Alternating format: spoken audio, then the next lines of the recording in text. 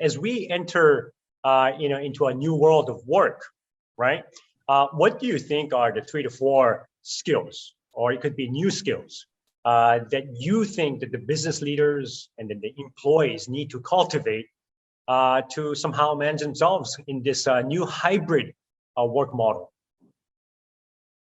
Yeah, so I guess, the theme remains constant and common while our skills might different. I believe that keeping people and self anchored to our work, to each other, and to the organization at large are the skills that we are finding increasingly useful.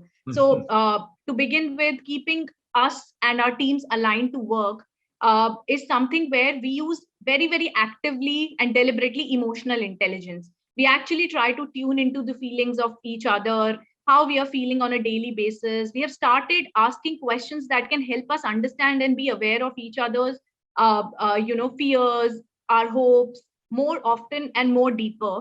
We, in fact, our clients are actively following this across the globe. We have recently concluded a program with a global manufacturing company on something called as pervasive compassion and care.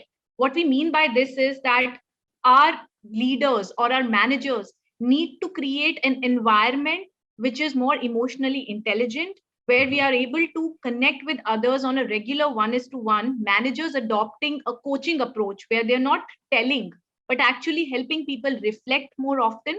And their vocabulary has to be deliberately empathetic. They have to use words like I care, I understand, I support. So connecting with self and connecting with work to emotional intelligence is one of the important skills that we need to build on. Another one is keeping aligned to each other. How do we focus on individual capability and drive collective impact is very important. So for this one, I would rather say hybrid model based collaboration is very important. How we are driving it is something called as talented organization, as we call it. We focus on norms for teams and individuals to effectively group, deliver, and ungroup. We are looking at every single person's capability as the basic atomic unit to deliver work. We define every project that comes to us with the help of what capabilities we require. We map people to those capabilities. We bring them together, create active communication channels, and most importantly, drive inclusivity in all our operations, in the way we talk to each other and the way we define goals, considering simple things like different cultures, different time zones, different languages, so that we all can work like a truly global, distributed, and yet a collective team. So that is another skill that we actively are inculcating. The third one is about how do we align ourselves to the larger organizational purpose.